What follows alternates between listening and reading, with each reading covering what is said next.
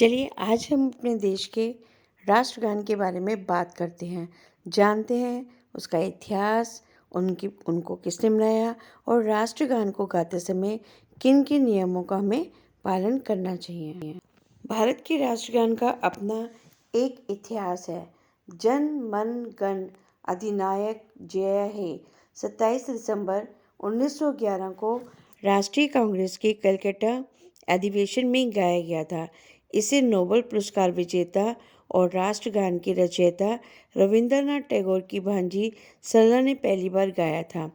24 जनवरी 1950 को आज़ाद भारत की संविधान सभा में इसे राष्ट्रगान घोषित किया गया। आइए अब इसका अर्थ जानते हैं।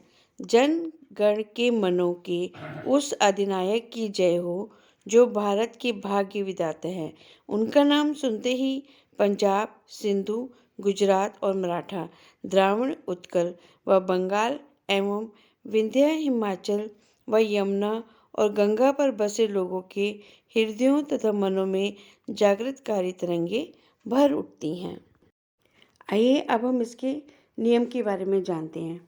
ये देश हम लोगों का है, इसलिए हमें अपने देश की राष्ट्रीय संपत्ति को नुकसान नहीं पहुंचाना चाहिए और ना ही हम लोग पहुंचाते हैं।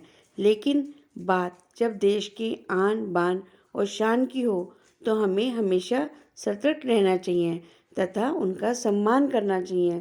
जो लोग जाने अनजाने में देश के गौरव को धूमिल करने की कोशिश करते हैं उनके लिए दंड की व्यवस्था भी है।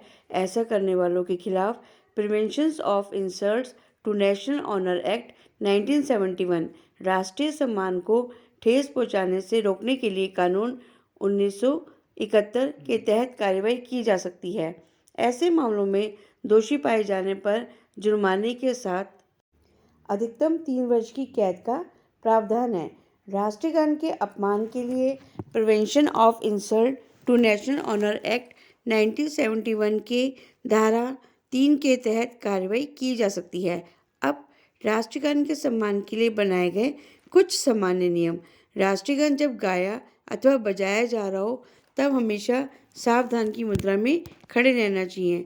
राष्ट्रगान का उच्चारण सही होना चाहिए। इसे 52 सेकंड्स की अवधि में ही गाना चाहिए और संक्षिप्त रूप में हम 20 सेकंड में इसे गा सकते हैं। नंबर 3, राष्ट्रगान जब गाया जा रहा हो तब किसी भी व्यक्ति को परेशान नहीं करना चाहिए।